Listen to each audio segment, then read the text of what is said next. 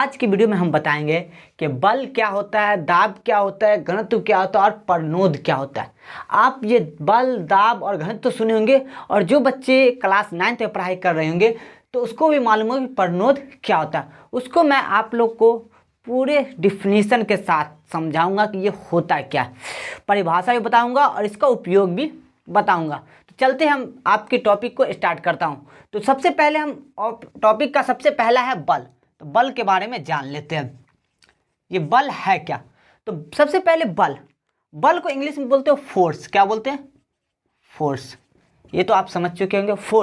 Force कहने का मतलब कि अगर किसी चीज के अवस्था में हम परिवर्तन कर दें, यानी कोई वस्तु अगर रुकी उसमें बल लगा के उसको गति में कर दे, अगर वस्तु गति में उसे बल लगा के हम रोक दे। कहने का मतलब बल वह क्रिया है जो किसी वस्तु के अवस्था में परिवर्तन कर देता है। बल वह प्रक्रिया है जो किसी वस्तु के अवस्था में परिवर्तन करता। कहने का मतलब अवस्था परिवर्तन का कि उसे विराम में कर दे, या फिर गति कर दे, या फिर तेज आ रहा है उसे धीरे कर दे। अगर वो धीरे धीरे जा रहा है उसको बल ला के उसे गति में कर दे। तो कहने का मतलब इसका परिभाषा क्या हुआ? तो परिभाषा हुआ बल उसे कहते हैं, बल उसे कहते हैं जो किसी वस्तु के अवस्था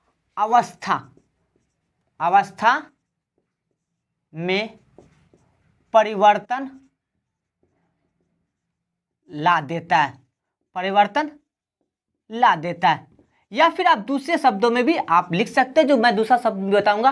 पहला शब्द है बल उसे कहते हैं जो किसी वस्तु के अवस्था में परिवर्तन ला देता है, या फिर आप कहेंगे कि बल हम उसे कहते हैं जो वस्तु को विराम से गति में और गति से विराम अवस्था में ला सकता है। यानी बल का मतलब है कि विराम से गति में और गति से विराम में, ये जो क्रिया किया दोनों, ये किसके द्वारा होगा? बल के द्वारा। आप इसको परिभाषा में भी लिख सकते हैं कि बल हम उसे कहते हैं जो वस्तु को विराम से गति में और गति से विराम अवस्था में ला देते हैं, उसे हम बल कहते हैं। आप समझ में आएगा। तो आप जानिए बल का SI मात्रक। तो बल का SI मात्रक, जिसको हम SI यूनिट बोलते हैं, वो होता है न्यूटन। क्या होता है? न्यूटन। और उपयोग भी आप समझ लीजिए। मान लीजिए आप देखे होंगे जब कोई प्लेयर मैच खेलता है, क्रिकेट खेलना, तो क्या करता है? सबसे पहले आप यहाँ से समझिए कि बॉलर गेंद लेके चलता है, बॉलर को गेंद हाथ में, बॉल क्या होता है? स्थिर अवस्था में होता है। जब वो लास्ट टाइम में अपने फॉलो थ्रू को फेंकता है बॉल को, तो उसमें क्या करता है? अपना फोर्स लगाता। अब वो क्या होता है? उसमें बल लगा। अब बल लगने के बाद वो गति में गया बॉल, फिर बल्लेबाज उसे हिट करता है, उसमें भी बल लगा। अब देखिए जिस अवस्था में गेंद जिस स्पीड से, उसको हिट करके और स्पीड हिट कर दिया। अब जो प्लेयर है उसके अंदर फील्डर मौजूद है, उसे अपना फोर्स लगा के उस बल को क्या करता है? रोकता है। तो देखिए किस प्रकार से अवस्था में परिवर्तन कर रहा है, बल लगा के गेंद की अवस्था में परिवर्तन। वो कभी विराम में था, फिर गति किया, फिर गति को फिर वो प्लेयर क्या करता है? बॉल रोकता। बॉल रोकने के बाद फिर उसे पूरा फोर्स लगा के क्या होता है? किसी फील्डर के पास फेंकता है, या फिर बॉलर या फिर कीपर के पास। तो आप देख सकते हैं कि बल का उपयोग क्या हुआ कि बल लगा के हम किसी वस्तु को विराम से गति में या फिर गति से विराम अवस्था में कन्वर्ट करते हैं। तो आप समझ गए होंगे, बल को आप लोगों ने अच्छी तरीके से समझ चुका। अब चलते हैं दाब की ओर। किसकी ओर चलते हैं? दाब, जिसको इंग्लिश में हम बोलते हैं प्रेशर। क्या बोलते हैं? प्रेशर। क्या बोलते हैं? प्रेशर। अब आप समझ गए प्रेशर। सुनते प्रेशर कुकर, नाम भी सुने होंगे। प्रेशर कुकर में होता है क्या? उसके अंदर क्या होता है? जो गैस होता है ना, उसको प्रेस करके अंदर में दबा के रखता है, जिससे खाना जल्दी तैयार हो सकता है।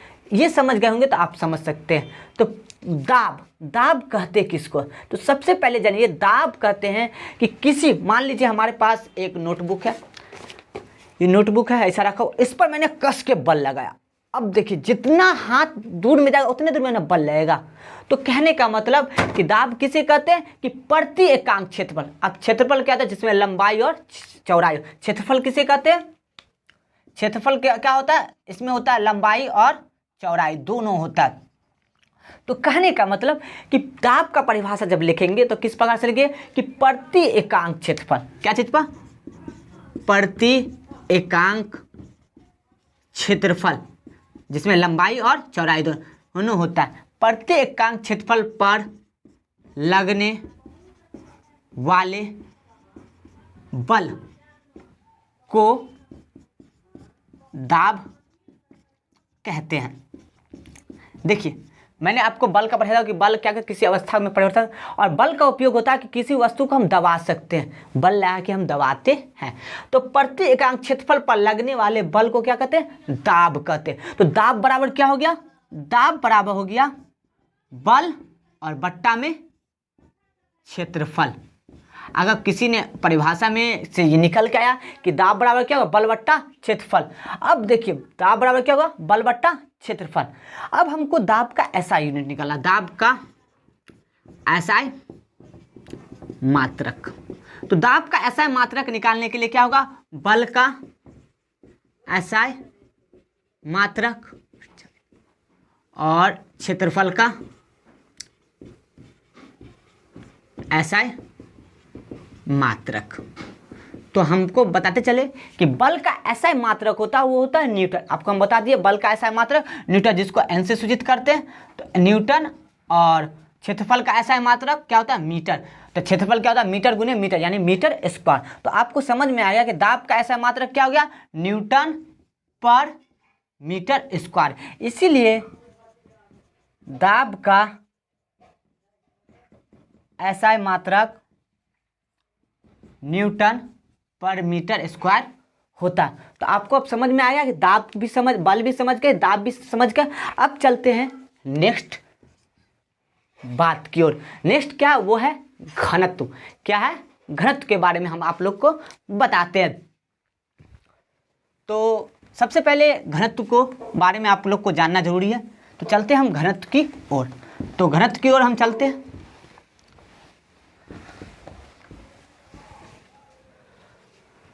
तो अगला है घनत्व। क्या है, घनत्व, जिसको इंग्लिश में बोलते हैं डेंसिटी। क्या बोलते हैं, डेंसिटी। तो सबसे पहले जानिए कि घनत्व होगा क्या। तो घनत्व होने के लिए आपको किसी भी चीज़ का घनत्व पता करने के लिए उसमें लंबाई हो, चौड़ाई हो, ऊंचाई, तीनों होना चाहिए। दाब में सिर्फ लंबाई चौड़ाई लगता है, लेकिन घनत्व में क्या होता है, लंबाई भी चौड़ा लगता है, ऊंचाई भी लगता और चौड़ाई भी लगता।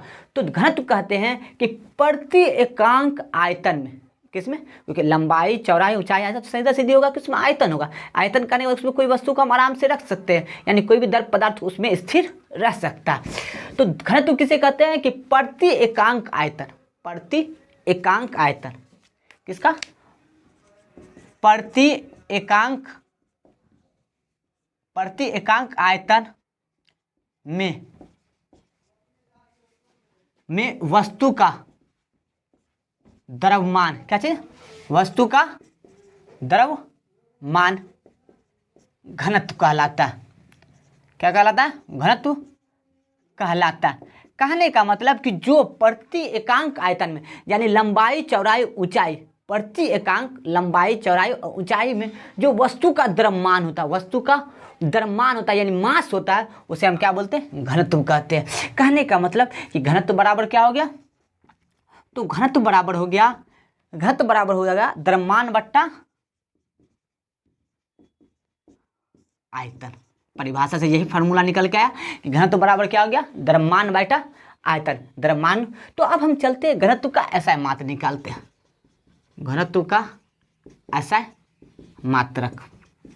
तो घनत्व का एसआई मात्रक बराबर हो गया द्रव्यमान का एसआई मात्रक बट्टा आयतन का एसआई मात्रक।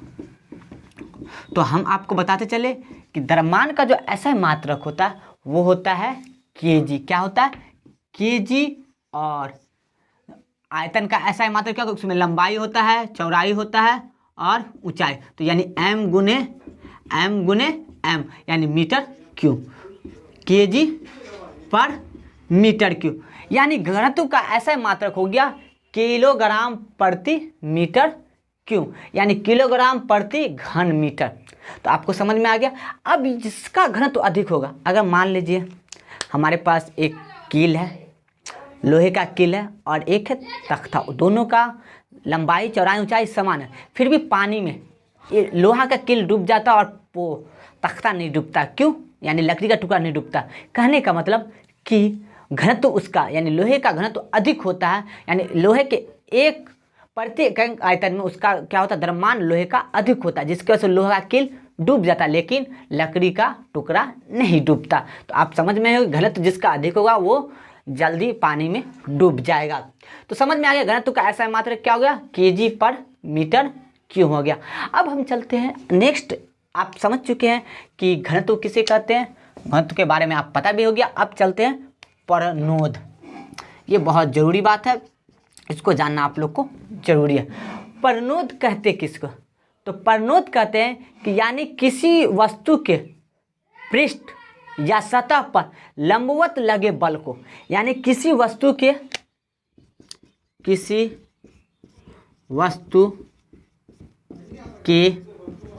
पृष्ठ या सतह पर लंबवत लगे बल को परनोद कहते हैं। यानी कहने का मतलब कि परनोद हम उसको कहते हैं जो कोई वस्तु पर 90 डिग्री के साथ बल लगाता हो। कितने डिग्री के साथ? यानी मान लीजिए ये कोई वस्तु है और ये कोई सतह, इस पर डिग्री कितना कोण लगा, 90 डिग्री, यानी सतह के साथ 90 डिग्री 90 डिग्री कोण बना रहा है। तो अब ये जो बल होगा वो क्या कहलाएगा, परनोद कहलाएगा। क्या कहलाएगा, परनोद कहलाएगा। तो समझ में आ गया कि यानी किसी वस्तु के पृष्ठ या सतह पर लंबवत लगे बल को परनोद कहते हैं। या फिर अब एग्जाम्पल एक और समझ लीजिए, मैंने किसी गिलास में पानी लिया, क्योंकि पानी द्रव है, तो वो जो फोर्स उसका लगेगा वो सतह के चारों ओर लगेगा और नीचे की ओर भी लगेगा।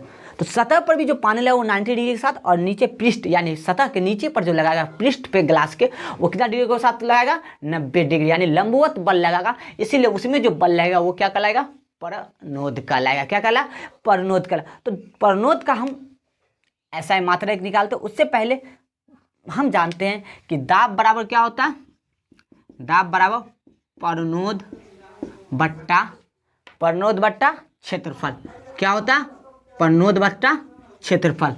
तो परनोद बराबर क्या हो गया, परनोद बराबर हो गया दाब गुने क्षेत्रफल। समझ में आ गया कि परनोद बराबर क्या हो गया, दाब गुने क्षेत्रफल। हम चलते हैं परनोद का एसआई मात्रक निकालते हैं। तो परनोद का एसआई मात्रक बराबर क्या होगा, दाब का एसआई मात्रक गुने क्षेत्रफल का एसआई मात्रक। तो दाब का एसआई मात्रक क्या होता है, दाब का एसआई मात्रक होता है, वो होता है ये न्यूटन पर मीटर स्क्वायर और गुने क्षेत्रफल का मीटर स्क्वायर। यानी कहने का था न्यूटन बट्टा मीटर स्क्वायर गुने मीटर स्क्वायर, कट गया बराबर न्यूटन। यानी जो परनोद का एसआई मात्रक, किसका, परनोद का एसआई मात्रक वो क्या होता है, परनोद का एसआई मात्रक क्या होता है, न्यूटन होता है। जो परनोद का एसआई मात्रक होता है तो बल का भी एसआई मात्रक न्यूटन होता है। तो आप हमेशा याद रखिए, बल का एसआई मात्रक और परनोद का एसआई मात्रक न्यूटन होता है। ये जो परनोद होता है ज़्यादातर देखिए, रॉकेट जब उड़ान भरता है तो वो ऊपर की ओर होता है, तो उसका धुआं नीचे की ओर कितना डिग्री का कोण बनाता है, 90 डिग्री का। एग्जाम्पल आप समझ लीजिए, रॉकेट उड़ान के टाइम में जो रॉकेट उड़ान भरता है, यानी वो जो अपने सतह से ऊपर की ओर जाता है, तो वो उसका धुआं नीचे की ओर कितना डिग्री का कोण लगाती है, बल कितना डिग्री का लगाती है, 90 डिग्री का। तो वहाँ पर कौन सा क्रिया हो रहा है, परनोद हो रहा है। तो आप बिल्कुल समझ गए होंगे कि आपने किस प्रकार से हर चीज़ का फॉर्मूला के साथ साथ ऐसे मात्रक को भी आप आसानी से समझ गए। तो आपको वीडियो देखने के बाद जरूर है कि आप समझ में आ गया, और आपको जब इस प्रकार के सवाल पूछे जाएंगे तो 100% मुझे बिलीव है कि आप उसे सही से बता पाएंगे और उसे सही से समझा भी पाएंगे। चाहिए तो आप इसका स्क्रीनशॉट ले सकते हैं। और मैं बताते चलूँ कि अभी तक मेरे चैनल को आपने सब्सक्राइब नहीं किया तो प्लीज़ मेरे चैनल को सब्सक्राइब कर ले और साथ ही साथ बेल आइकन को प्रेस कर ले, क्योंकि आने वाला इंपॉर्टेंट वीडियो आपके पास नोटिफिकेशन के रूप में सबसे पहले पहुंच जाए। और वीडियो आपको अच्छा लग रहा है तो वीडियो पर लाइक और ज़्यादा से ज़्यादा कमेंट करें, साथ साथ शेयर भी करें। तो मैं आशा और विश्वास कर ये आपको मैं बोल रहा हूँ तो आप ये ज़रूर करेंगे। देखने के लिए थैंक यू फॉर वॉचिंग।